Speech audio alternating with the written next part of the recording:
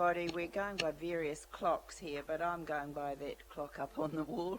Welcome everybody to our first council meeting. Welcome to the public excluded. Welcome also to the public who aren't here, was what I was trying to say, and the community boards who are here and staff.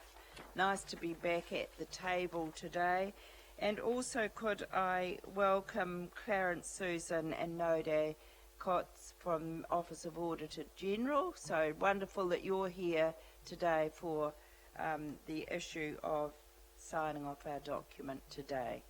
And I'm sure you'll have an opportunity perhaps to answer questions or to speak from your opinion. So many of us didn't realise how much time you've put into working here through our Chief Financial Office. Thank you for being here. So we'll begin, if I could just ask Trevor to open with our prayer, please.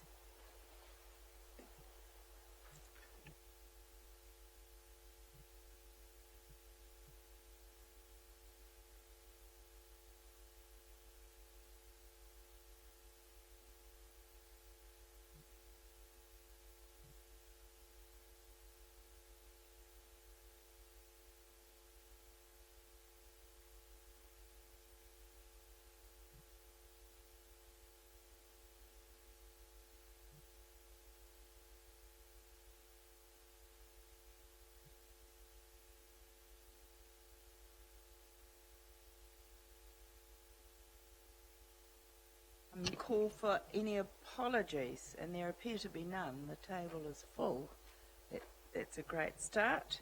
So we'll move on there. Are there any declarations of interest? Worship.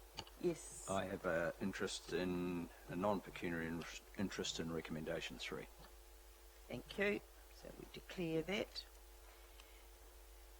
Now we move to staff reports, and if you go to your on page 6, you've got this little pull-out here. Are there any items of urgent business?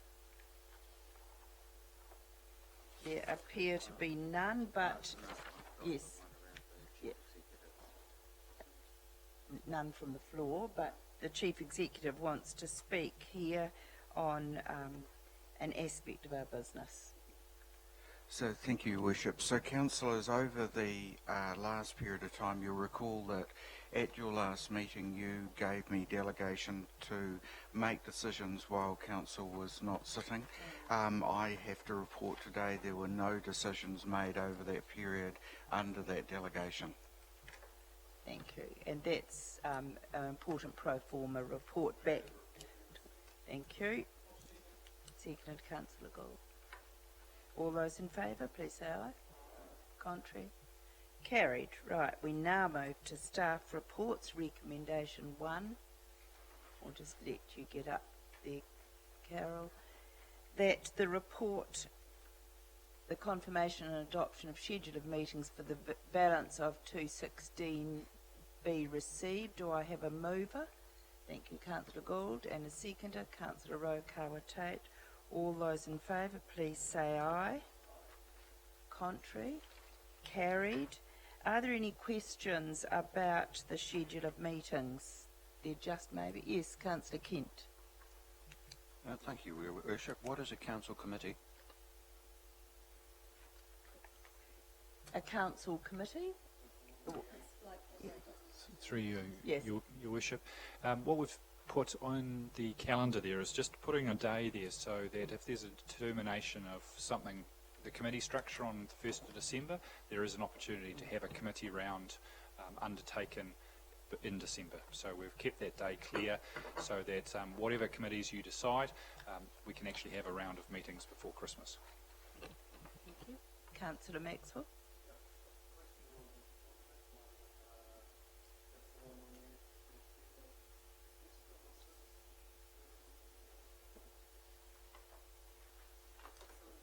It's on the 13th.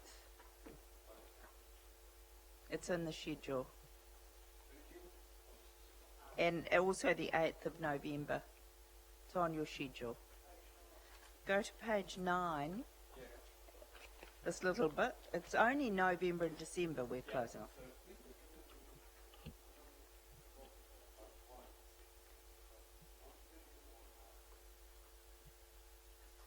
Through you, Worship. If we end up with a committee round, it would start at the normal committee time, so probably a 9:30 start. Councillor Donaldson? Yes, thank you, Your Worship. Just talking about urgency and that possible council committee round of meetings on the 8th of December, there are some urgent legislative timeframes that we need to meet, and if we're thinking of things like Easter Trading Bill, I take it we will need to consider those in a committee before Christmas to meet timeframes. Yes, that's correct. The intention we've got there is to keep the integrity of what we've been undertaking in the previous term, which is to make sure that there's opportunity for discussions at committees with recommendations through to council. Councillor, one of the areas you referred to is something around like Easter trading, for example, which has a requirement around the consultation framework. So if we're unable to put in place the committees, or we don't make any decisions around committees, we would have to take something like an Easter trading consultation process to full council.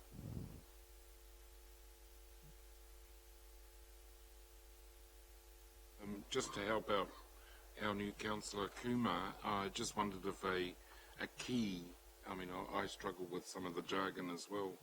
What's an LT? Late time? Or? Oh, okay. And TMOC. TMOC. And DLC is the District Licensing Committee. Okay. The other thing, Madam Chair, is if, sort of looking into the future a little bit, if Council does decide that we have two committees, I would just wondered if, so because our diaries are filling up with the Christmas lead up, I just wondered if we could diary in a meeting at 9:30 and one at 1 o'clock as well on that day. Or will you? I think it might be a good idea if I ask Una to speak to this. We need to refresh ourselves about the two subsequent strategy meetings, Yes. the community board strategy meeting, and then the bus tour on the 9th of the 11th, and then the 17th of the 11th is the wrap-up of the strategy meetings and how we're going to conduct meetings, the code of conduct. Una, would you like to give a bit of an overview? Have I done that? I've done it. What I will suggest, though, is that the overview that Mayor Steve has just given, I will write that up into a one-page overview that just sort of sets out the stages instead of the detail that you've got in your induction guides, and I'll get that circulated. Thank you, Una. Thank you, Madam Chair. Thanks, Una. That's because there's so much interest in how we're going to get cracking. It won't really be wrapped up until the 17th of the 11th. Right, that's when we'll all be much clearer after our strategy meetings and the community board have had theirs. Right, and the how is the instruments and tools that we've got to do our job, and will be very clear then for the 1st of December. Confirmation of positions and instructions. Well, I've only got the 9th of the 11th. Oh, okay. There's another bus tour. So if you could put that in there, Una, as well, that would be great. And we are going to ask our Rotorua-based regional councillors to join us on that tour as well. All right. And Medipec, Councillor Rokote, you had a question? Yes, thank you. Thank you, Your Worship. It's around the Easter Trading Act, and the consultation isn't with the public. This is because it's the discretion of council, whether yay or nay or up or down, isn't it? It's not a public consultation process. Am I correct on that? Your Worship, I think we'll have to go back and check on it, but my understanding is for us to implement a policy around the provisions that we've been given, we still have to consult our community. So there is a consultation process involved in setting up that policy. So I'm just thinking about the question by Councillor Donaldson that actually we would have to move quite smartly, possibly prior to Christmas, to get something out. Thank you.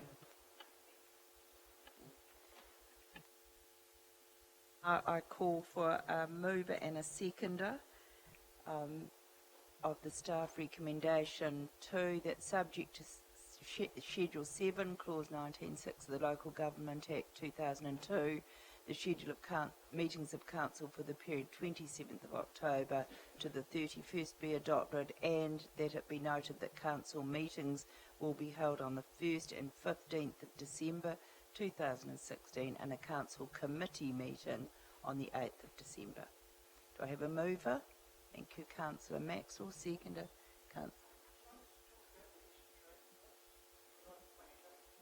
Oh, I'm sorry. Certainly, Councillor Gould. With retailers, they need timing. If the Easter trading comes in, they need to work out their strategy for staff time off and everything like that. So your consultation process may have to be done in January so that they can be passed in February for the retailers to sort out their staff issue. That's exactly why Councillor Donaldson raised that issue today, the timeliness of preparedness for next year. Councillor Donaldson. And just the one thing in our favour, Your Worship, is Easter falls quite late in 2017, so it's middle of April, yeah. Great, thank you. So now we're taking the 2 staff recommendations 2 and 3, seconded Councillor Tapsell. All those in favour, please say aye. Contrary? Carried. So we now move to recommendation 2. We'll just let Carol get that up. And thank you, Una, for a sort of summary of the key meeting dates so that we're just very clear. We move now to recommendation 2, the adoption of Council's annual report for the year ended 30th of June 2016. You move. Thank you. A seconder. Thank you, Councillor Hunt. All those in favour, please say aye. Contrary? Carried. And could I just congratulate staff? It's a beautiful copy of the annual report. It's quite a different format, and it's an easy read. Especially, I found the performance measures really easy to read, and I think the public's going to enjoy it for those that love this reading over Christmas. Great. So now, and remembering we've got Clarence and Noda here, Thomas, it would be really nice if you overview the report, please. Thank you, Your Worship. Thank you for your comments regarding the document. Una and her team in particular, Sally, are the ones that put all that hard work into that one. Look, I will apologise that the presentation here is the same as the one that was at the workshop. I will, so for those who weren't at the workshop, this will be new, but for those that were at the workshop, I'll try and go a little bit quicker though, Your Worship. Thomas, don't go quickly because we've got some community board members sitting in the gallery who weren't at the workshop, so just take it slowly. There's nothing like penetration. Yep, will do. So just a quick reminder, the last time the council met was back in August, in which we tabled the draft results. So it was very pleasing at the time that it was, from a cash perspective, 1.4 million better than budget. Particular revenues were well ahead, being 1.8 million better than that was budgeted, but our operating expenditure was slightly over budget in the main due to depreciation, which is obviously a non-cash expense. The budget included $1 million efficiency saving, which we're pleased to say we achieved, and that was on the back of the 8.3 that was in year one of the LTP, so very pleasing. Over the last 2 years we've managed to achieve $9.3 million of efficiency savings in our operating expenditure. Capital expenditure did end the year 12.8 million less than the budget that was set. 10 of that was 5 significant projects, which was T-Rex, the eyesight, earthquake strengthening, the replacement of our ERP system or our finance and line of service system, the landfill new cell development, and the concert chamber refurbishment, which didn't go ahead because funding wasn't achieved. Other than that, it was a very high completion of renewal work underneath. It was at about 87 or 88%, and would have been a little bit higher, but as you recall, there were a couple of key projects that were deferred as well into this year to get a better outcome. And an example of that is the work on the netball courts and the resurfacing that is now about to get underway, but was delayed working with the Netball Association to get a better outcome. So the position at the end of the year, cash on hand went up by about 3 million, borrowing reduced by 1.9. So overall, in a year that we planned to borrow 7 million, we ended the year from a funding perspective 12 million better than budget. So that was a very pleasing result. So what's happened to our debt? So the top graph is our debt for the last 6 years, and the bottom graph is our cash for the last 6 years as well.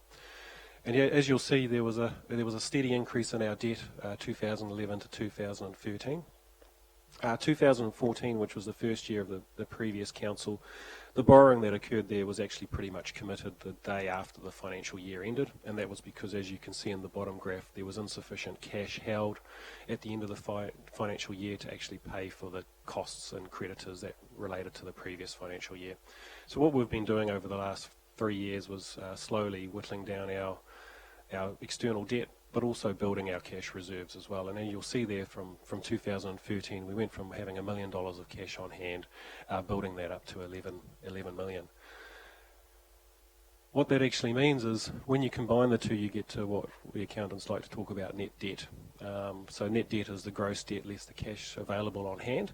And what this paints is a much better picture than just external debt by itself. So again, the trend from the previous 3 years, 2011 to 2013, and then the pleasing decline in the net debt position that the previous council had.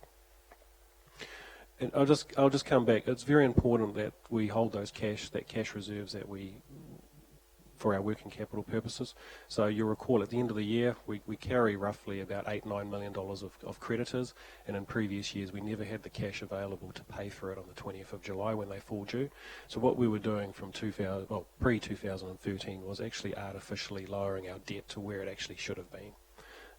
So while we could have reduced debt even further, we wouldn't have had our cash reserves to the level that they should be.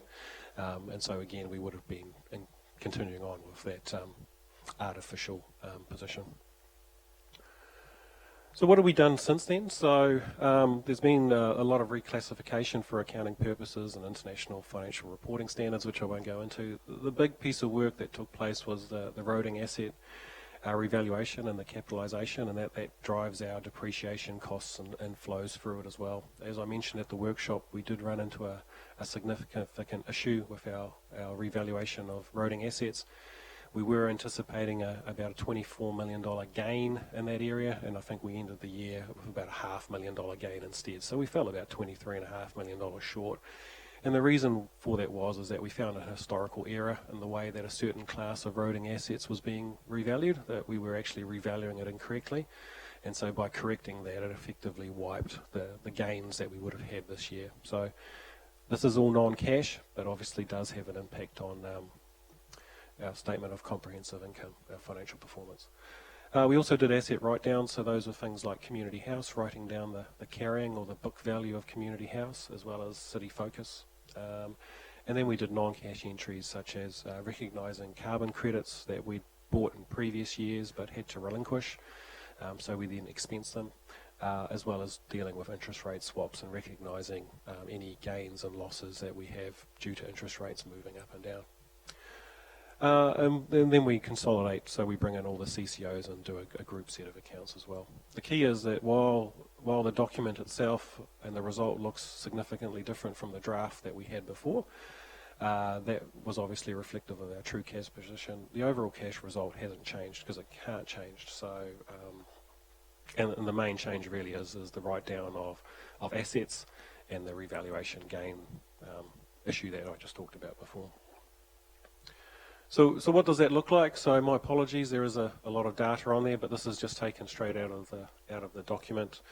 You'll see there that the net surplus was in fact a deficit of 4.3, so we did budget on a $800,000 surplus for the year, but we ended the year with a $4.3 million deficit. The two main reasons for that are the 3.6 million of asset write-downs that we had to recognise, and the second part is the capital subsidies that we didn't receive.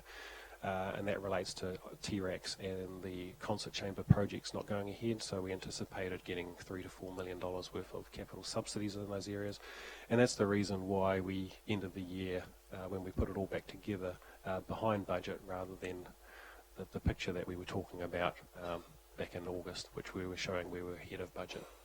So in the main, the 3.6 million is a non-cash adjustment. And the second one with regards to the capital subsidies is really tied to our capital expenditure. It helps fund our capital expenditure. So while it's not ideal that we didn't receive that revenue, and therefore are showing a deficit, that capital works also didn't go ahead as well. So from our balance sheet, no real significant movements there other than the net equity of the organisation has declined, as one of the councillors pointed out in the workshop, that the accumulated funds has decreased by an amount larger than the deficit that was recognised, and the reason for that is, if you want to go into the details in note 25 in this beautiful document, but the main part is that we moved from accumulated funds about $3.5 million to reserves. So there was a reserve that we needed to recognise, which we hadn't in the past, and so that revenue had been recognised previously, and just a classification from one line to the other, and that was on the request of my good friends behind me, the auditors. From a cash perspective, very pleasing that we generated more cash than we had the previous year, so we generated close to $22 million of cash from our operating activities. We used 15.3 million of that to help fund our capital works program, as well as things like property sales and those sorts of things help fund that as well, and it was all netted off in that 15.3 million. 3.4 million was used for retiring of debt, different from the 1.9 that we talked about, and that was because council retired 3.4 million of debt, but that debt moved to the airport with regards to a committed cash facility, and then the airport retired the 1.9 million themselves. So that's the reason why those two. So when I was talking about 1.9 million of debt retired, I was talking about our total group debt, not just council by itself. And then, as you can see, a small increase in the cash as well of about 3 million, and the balance of the other increase was sitting in our CCOs as well, with a little bit of cash increase in their areas. Capital expenditure. So as I mentioned before, other than those five projects, it was a very high completion rate. So roads and footpaths, 6.6 million against 7.1, so very close. Look, the key ones really are sewage and sewage. The difference there is down to TRACs not progressing in the previous financial year. The other one is community facilities, which is tied to the Sir Howard Morrison Performing Arts Centre. Governance and engagement is the ERP. Waste management is the landfill cell development that didn't go ahead and is no longer required with the change of the contracts. So if it is required, that's a cost to be picked up by the new contractor. And stormwater, which was around what we talked about, that capacity review that was underway, and it should now be completed. And that's the main reason as to why the capital spend didn't go ahead to a level that was set. Key again, underneath that, with regards to our renewals, very high completion rate of our renewals. Performance measures. So while it was pleasing to get a very small percentage increase on our previous year's performance, it was a little bit lower than what we expected. So we have gone up from 67% of performance measures achieved to 70%. The disappointing thing is, I will have to refer to my notes, was you can see there on the orange are the ones where we failed to not achieve. So if I start from the top, The big one really was the district development. So the reason why those performance measures weren't achieved was around a bylaw not being renewed in the space that at the time that it was supposed to be. And so that's going to be picked up this year. Governance, that's mainly down to the NRB survey. So that's the phone survey that we do at the end of the year to gauge satisfaction from our community as to how we went. Our satisfaction levels did drop, and what we did is we did some work to understand what that was, and what we found was that there were 3 projects that the previous council undertook that had a significant impact on the survey. It had a significant impact on mainly people that were 50 plus and affluent, which unfortunately made up quite a large proportion of the people that were surveyed. And those 3 projects were the City Focus, Children Health Hub, and the Green Corridor. So where we found was that where people had an issue with those 3 projects, they had very, very low satisfaction levels with council overall with regards to the performance. However, where people didn't have issues with those projects, there was a very high level of satisfaction. I think the thing for us that we've learned from that survey is that it was skewed quite heavily towards a certain bracket of our community, being 50 plus and quite affluent. And so we will have a look at making sure that the survey going forward is a much wider, better cross-section of our community. Because what we did notice was outside of that bracket, there were very high levels of satisfaction with what council was doing. In city services, the reason there was really around the cleanliness of our public toilets, and also not having enough public toilets to a certain standard, which has now been rectified. And the other one was around waste management. So having an abatement notice on the landfill didn't help, and that's around the stormwater discharge. And the reason why we didn't measure one was we are unable to currently measure the volume and the weight that goes into our refuse trucks because of the bag collection, but now that we are moving to wheelie bins, we will be able to measure the weight going in to the trucks and therefore into the landfill, and that measure will be able to be measured in the coming year. So any questions? Madam Chair, I was interested in your comments regarding the survey, and you mentioned that the survey is skewed to those. I think it's skewed to people who've got a landline, and I think we need to make strong directions to whoever's conducting the survey to engage the under 45s. I mean, you don't have to be under 45 to have a cell phone, but certainly none of those people have, hardly any of them have landlines, and most of the surveys which I've been surveyed have been at 8:30 in the evening, and they go to landlines. So I think maybe a direction through that, Thomas, along those lines could occur. The other thing is, if we just go back to net debt, Madam Chair, through you, you stated that our net debt is down to 162, and in a previous slide you said we've got $11 million cash on hand.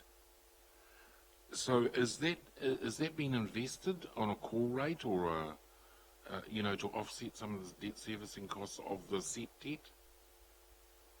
Wasn't at the time, so it was just held in obviously our call account, earning a little bit of interest at the end of the year. But the majority of that actually was gone by the end of July. So about 8 million went to pay for our creditors that related to the previous year, and any other surplus cash we actually used to offset our overdraft, if you like, and so we only bring it back to where it needs to be at the right times. Yeah. Stage, if Clarence and Noda, if you'd like to come to the table, because there may be a question that will refer to you. Thank you and welcome. I didn't realise how busy you've been while we were out. Councillor, I've got everybody else, I think. Lodge, Councillor Kent. Thank you, Your Worship. My first question relates to page 22, which is the financial summary. Can you clarify for me, please, is this the financial summary for just the core council, or is this for the whole organisation? Core council. So, for example, this doesn't include any of the CCO components? No, it does include the funding that is paid to the CCOs, but does not include. No, it's normalised to exclude those. But statement here, for example, that debt is 164.1 is only the core council debt. It is not the complete debt, which is 165.639 on page 122. That is correct, Councillor. As I said, this is the council summary, not the group summary. Okay. Do you not think it would be wise to actually explain that in the document? Because otherwise I find it rather misleading. My second question relates to... Could we just answer that one for you, Councillor Kent, because it's not a bad idea about the inclusion of notes, so it's more readable.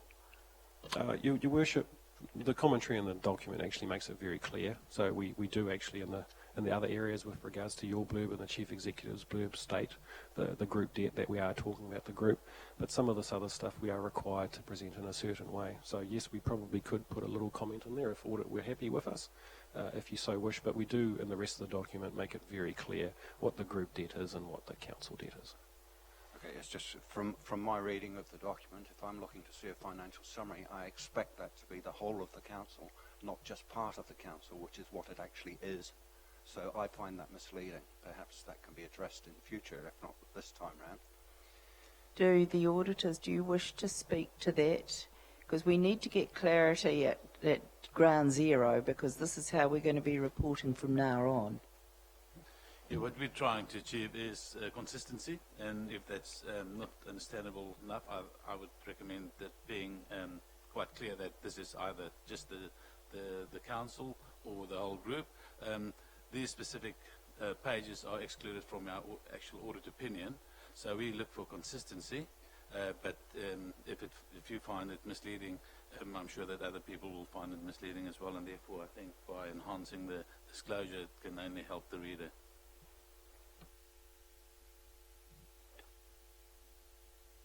Turn your microphone on, please, Thought it was Councillor still on. Kent. Thank you. My second question relates to page 137, which is the related party transactions, and I'm looking to see where the 500,000 or 400,000, whatever it was, dividend that was paid from the airport to the core council. Why is that not included in related party transactions, please? Because that was recognised the year before, so it doesn't fall within the period of this annual report. Excuse me, if that wasn't the case when you presented the figures at the end of the year? No, sorry, you're correct. The cash was taken the year before. I can only ask my friend, the auditors, as to why they felt that wasn't appropriate to include. That is under the new financial reporting standards, the public benefit entity, IPSAS. Only related party transactions that's not at arm's length needs to be disclosed. I thought if you had two different organisations, which we have here, which is a council, and we have limited liability companies, any related transactions to them are required to be disclosed in your financial statements? The transactions itself has been accounted for, but under the related party note, only the transactions that's not at arm's length needs to be disclosed. Thank you. Through you, Worship. Councillors, I think it's worthwhile going back to a question that Councillor Kent's raising, and I'd like Thomas and the auditors to perhaps comment further on this, in that the issue of disclosing debt is an interesting one, in that the core organisation is actually what is actually passed through to the ratepayer. Now, my understanding is that the CCO debt issue, the implications of servicing that debt, is covered in the funding lines to the core organisation. So in other words, there is no implication for council of the debt that the CCOs carries beyond that is required for their debt servicing in terms of direct funding. Now that's a key issue for ratepayers to actually understand, in that when people look at council debt, they automatically think that that whole debt is being serviced through rates. Now, if you simply put together total debt, what you obscure is how that debt is actually funded, which is why you actually start as the Mayor is saying, talking about what are the implications for the core organisation as opposed to what are the implications for the CCOs as effectively separate entities. And my understanding is that's why the reporting is set up in that way, to make sure that there is that distinction actually drawn. Well, before the auditors comment on that, my understanding is that the council wholly owns the subsidiaries and therefore is liable should those subsidiaries fall over. Therefore, it is debt that this council is responsible for, and we as councillors are responsible for. Perhaps they could comment.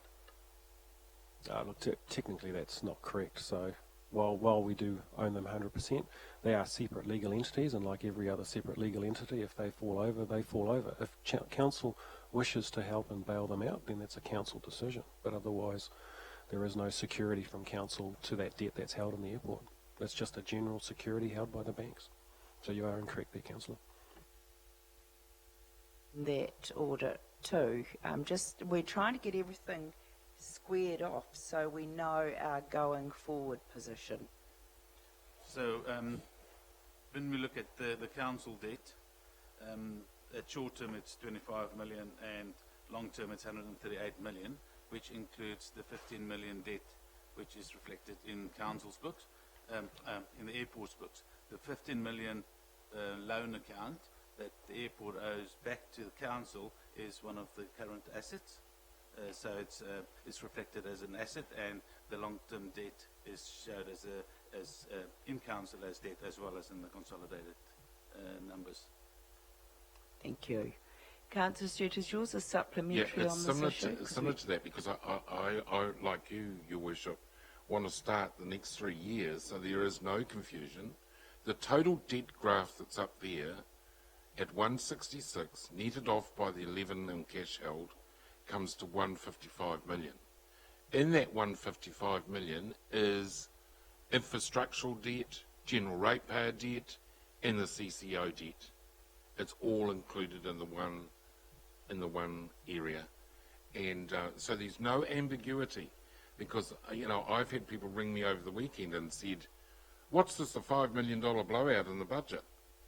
And I said, "Oh, what are you talking about?" And it was the minus 4 point, but they needed to read into the situation where we reduced debt, we had a cash surplus, and we have cash on hand, as opposed to what was happening before, where we were borrowing money to pay operational costs, etc., etc. So I think it's really important that the debt is 166, and how that debt is funded, I think is, and when I was Chairman of Finance, we always made sure that we had infrastructural debt as opposed to general ratepayer debt. Because, for example, the sewage debt that we got is spanned over 60 to 80 years of the life of the sewage plant. So and we needed improvements to that sewage plant in the time I was there, and we added components to it, but it was adding components to the debt to the sewage plant, not to the general ratepayer. And the general ratepayer was paying it through a targeted rate. So I think there needs to be a better understanding in the public in terms of where these things sit. That's the layman's version. I'll be very clear on this. Yeah. So if you look at page 4 of the Chief Executive message, there it says there that total debt is 167.5 million, as the councillor pointed out. The majority of that is held by council. So council holds the bulk of the debt, bar about 1.1 million of that, or 1.3 million of that. Council holds all the debt for all our infrastructure and everything else. It also holds $15 million of debt on behalf of the airport. The reason why that is because it was cheaper for us to borrow it on lend than it was for the airport to go and borrow by themselves. The only debt that's held externally from council is a $3.4 million cash advance facility, which is like an overdraft held by the airport. That is it. All other debt sits with council and is reported in council. Well, that's very clear. I think that's made it really clear so we know going forward. Thank you for that. And can you confirm that that's our position, audit?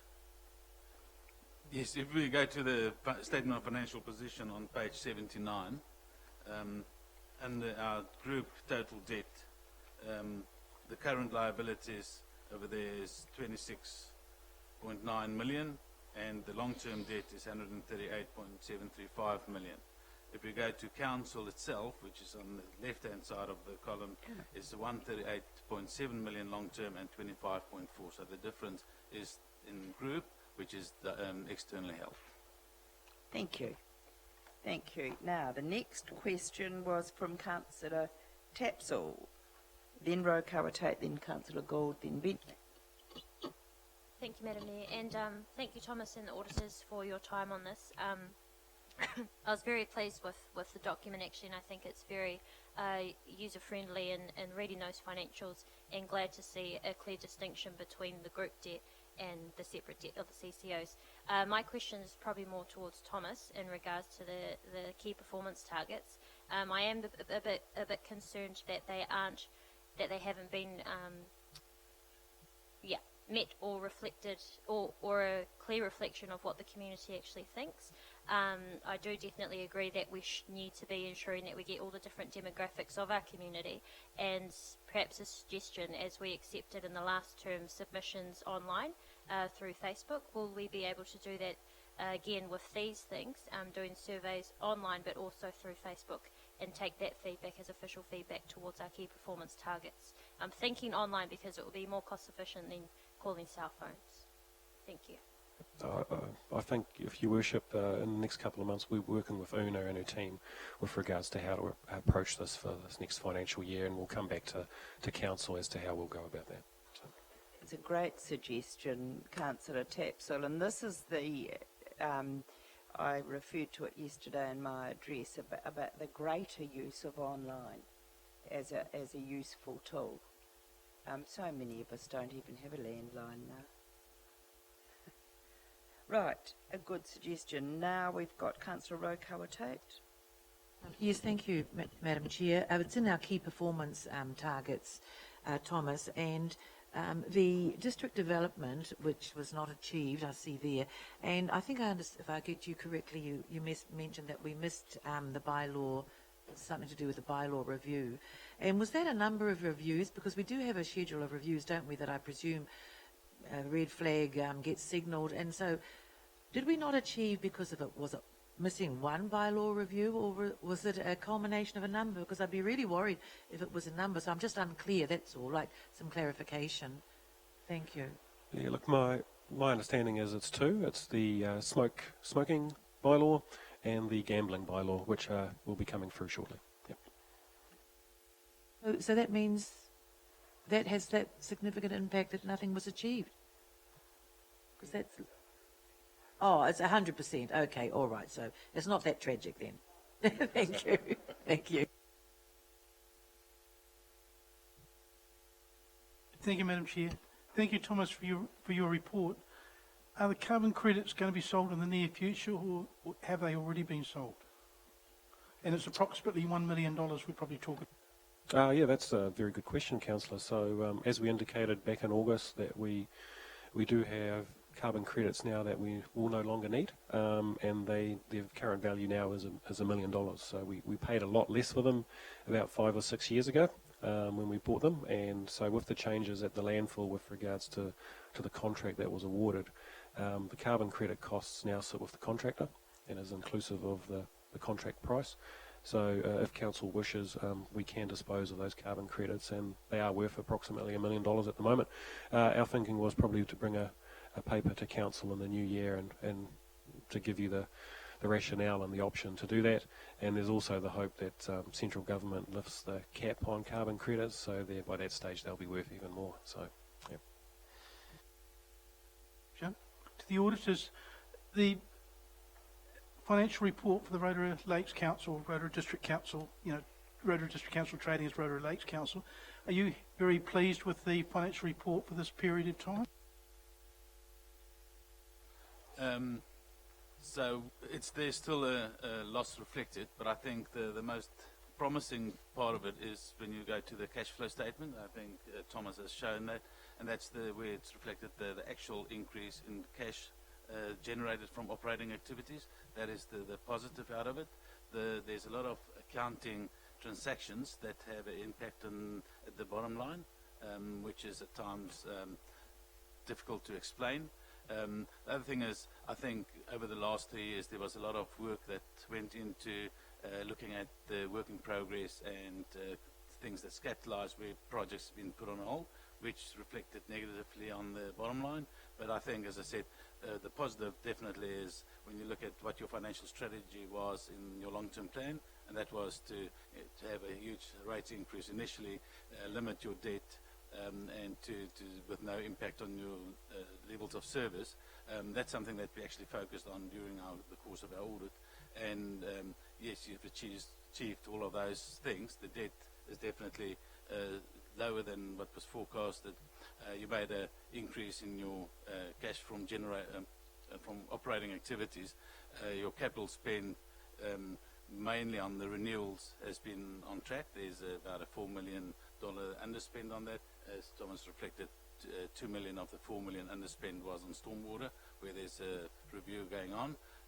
So based on that and the actual results on your non-financial reporting, which reflected there was no drop in levels of service, I think it's a positive outcome. Maybe an opportunity, Jeff, for you, if you have any questions also that you wish to put. Look, I just want to pick up on Councillor Gould's comment there, and I think it was a very good open-ended question that was asked. And councillors, really this is a request to you. Over the last period of time, there were questions put and certainly comments made during the election period which cast some doubt, I believe, as to the accuracy or completeness of council financial reporting. That caused me a lot of difficulty and I found quite troubling, because it's very difficult for you to have a good discussion about the future of the council in terms of its financial performance when you don't have 100% confidence in the material that is provided to you. So what I wanted to ask you today is, this is an opportunity with the auditors here from the Auditor General's office for you to actually gain a complete understanding as to the accuracy and completeness of the material provided to you. The report, the annual report, is just that, our report for the last 12 months. All of the reporting provided to you on a monthly basis is drawn from this information. And so this is an opportunity for you as you go forward to satisfy yourself today with the auditor's presence and the auditor's commentary that what you will receive over the next 12 months will be based on exactly the same methodology and approach that was actually provided in the last 12 months. So therefore, if you have any concerns or any doubts, the opportunity is here to really satisfy yourselves that the last 12 months had integrity, as will the next.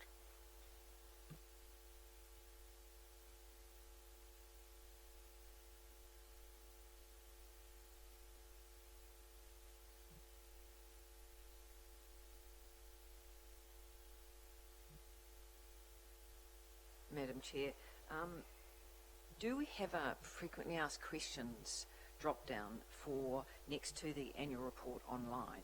So that, because for many people, they're quite simple questions. What is our total debt? What's the airport debt?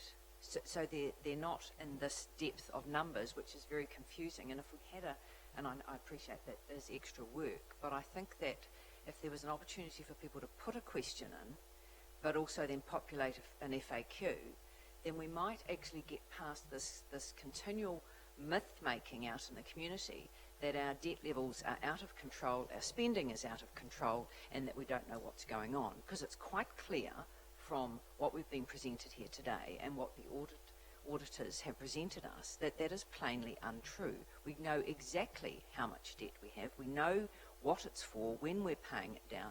when we're not spending it, why we're not spending it, and what our true position is of all our CCOs. So anything that helps clarify in the public domain that aspect, and people can be pointed to that, and it can be populated by more questions as those come through, then I think we might finally move past the nonsense of hearing that gossip and innuendo out in the community. And I, for one, would be delighted if when we get presented these financial reports, those things are not raised again. Obviously, any genuine questions about our financial viability is hugely important, but it's getting lost in the smoke and mirrors. And I hope that that's going to be left as part of that election campaign. We're now here at the table. Let's move on together as a group and ask the questions that actually matter. Great question to put to the Chief Executive. Back to you asked a question, you've got a question and reply. I think that's along the lines of Councillor Tapsell's suggestion that you move into better use of the electronic space, for the digital space, for the community to be able to have an interactive flow of questions and answers. I think it's a very good suggestion, and we can certainly do a frequently asked questions approach online. I think that the only point that I would make, though, is that public confidence will grow if you are also confident as a governing body.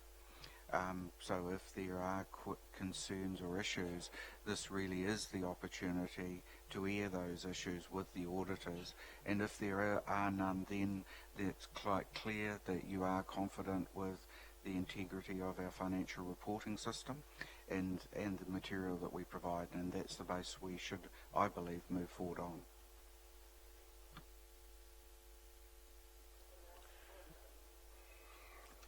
Thank you, Madam Mayor. Just a query, I'm not sure if it's a question for you, Thomas, or other senior management. This MBR report that came out in August, when is it going to be made public?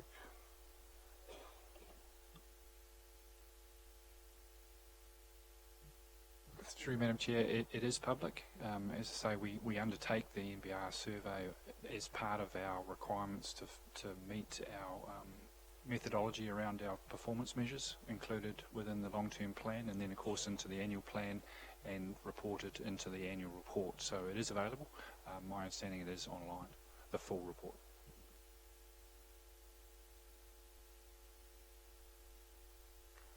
Thank you, Your Worship. One part of this document I find really useful and easy to follow is the graphic display and the disclosure statement right at the end. And just looking ahead to the LTP and district revaluation and rating framework discussions coming up, that first graph, the rates affordability benchmark on page 175, we didn't meet the annual rates income exceeded limit in 2015. So did we changed the benchmark from 70% to 80%? Did we just give ourselves more headroom there with the LTP? What have we done there? I just don't quite understand how we collected more rates. Was that growth in the rating base, or what was it? So the change in the actuals from year to year is growth in the rating base, as well as obviously the rates increase. Yeah, we did get ourselves a little bit more headroom, so which is why we lifted it from 70% to 80% during the LTP.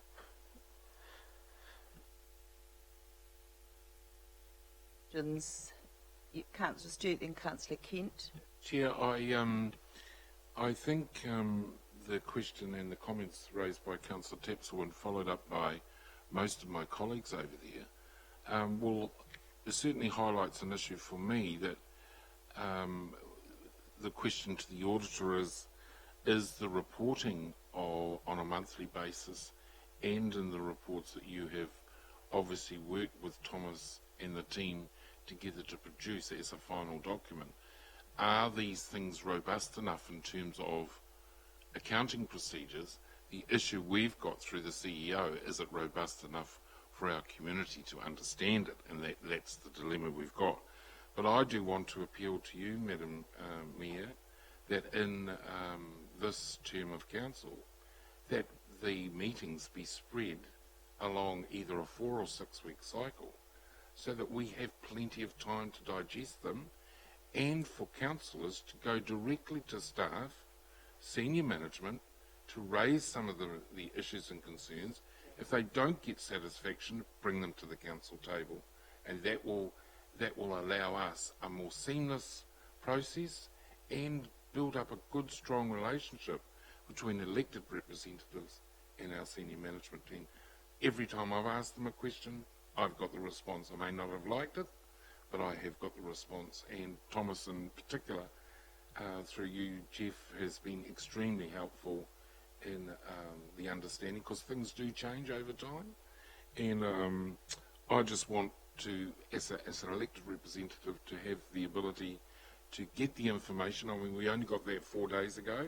It is a very in-depth, there's no surprises as far as I'm concerned, but it is a very in-depth document. And the other thing is, the auditor, I want to ask you, you obviously cite the monthly reports that Thomas brings forward. The question I've got is, are they robust enough? Are they the what you expect for an elected representative, because you know what our responsibilities are?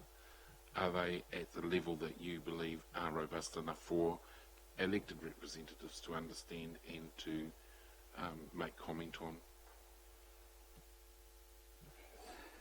The report is the answer for you to respond to. Well, I think the main thing is, when you look at the final result, how different is that from your monthly reporting? If we, and what Thomas has explained exactly from the previous version to this version, what the changes were, those are the sort of changes that you won't be doing on your monthly accounts. I think it may be important to have a look, maybe during the course of the year, at things like your work in progress, impairment of assets, which is a more high-level review of the financial assets, because of the financial statements as a whole. There are certain areas in the document that is full of judgment, and I think at the end of the day, council must be happy with the judgments used in preparing the final accounts. But I think the monthly reporting or the quarterly reporting up to council, if that stacks up to the final document, then yes. The level of detail, that depends on individuals. Some people love the detail, some people hate the detail, so that's a very difficult question for me to really answer. Thomas? Look, councillors, the previous 3 years, there was a reason why we provided the financial information that we did in the format that we did, and that was really to lift you out of the bowels and out of the weeds with regards to worrying about what this amount was and what that amount was and what was happening here and there, to lift you up to really understand what the big picture was overall, what were the big issues, what were the big challenges, what was happening overall. So what I am working on at the moment is that we are going to go into a little bit more detail in the new year and to provide you with that, but really the previous 3 years was to bring you back out to the level that you needed to be to get a much better understanding, and now we are going to go back into a little bit more detail for you as well to hopefully answer some of those questions you may have.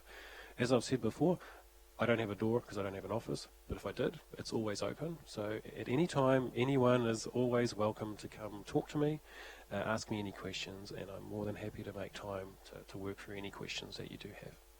Thank you for that, Thomas, and I think that reminds us about the PricewaterhouseCoopers report that said stop grovelling in the detail and lift it up. But thank you for that answer too. And for you, Councillor Kumar, that's called the Sustainable Financial Strategy. So it's the long game that we work to in the long-term plan. So where do we see our debt over time, not just year by year? So don't focus on the here and now, keep looking at the long-term goal for where we want to go. Yep. No, I was...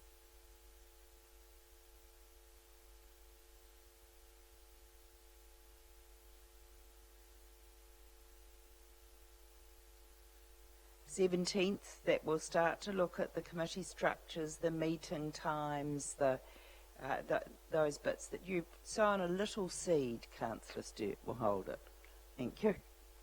Are there any other questions? Sorry, I forgot. Councillor Kent. Thank you, Your Worship. I'd like to take up the offer from the Chief Executive to question the auditors on something that's been bugging me for 3 years, and that I still have not got a satisfactory explanation to, so please, if I can take this opportunity. Page 22,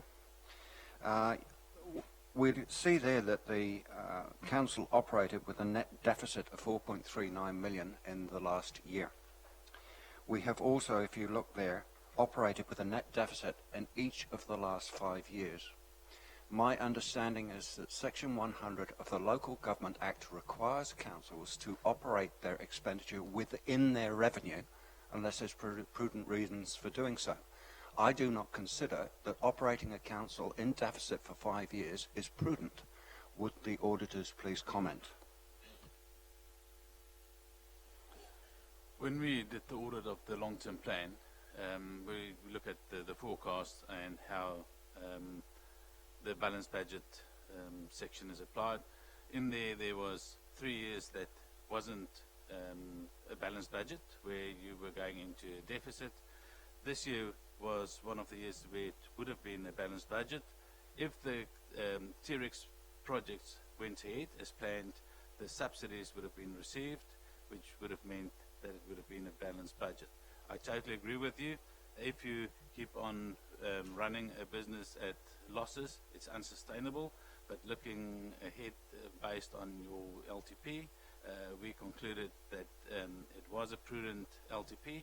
There was an emphasis of matter on the audit opinion stating that the levels of spending on the capital expenditure, there was just the emphasis on the risk involved with this strategy of reducing a percentage out of your planned capital spend. But otherwise, we said, except for 3 years, it was a balanced budget in the LTP that was forecasted. Your Worship, if I may, Yeah, I was going to the ask councillor, again, the measure is a balanced budget. This is not the budget. So, Excuse me, that's not what the Act says. it actually is what the Act says, and I'm quite happy to pull that up and show you. That was probably an appropriate comment. I apologise, Your Worship.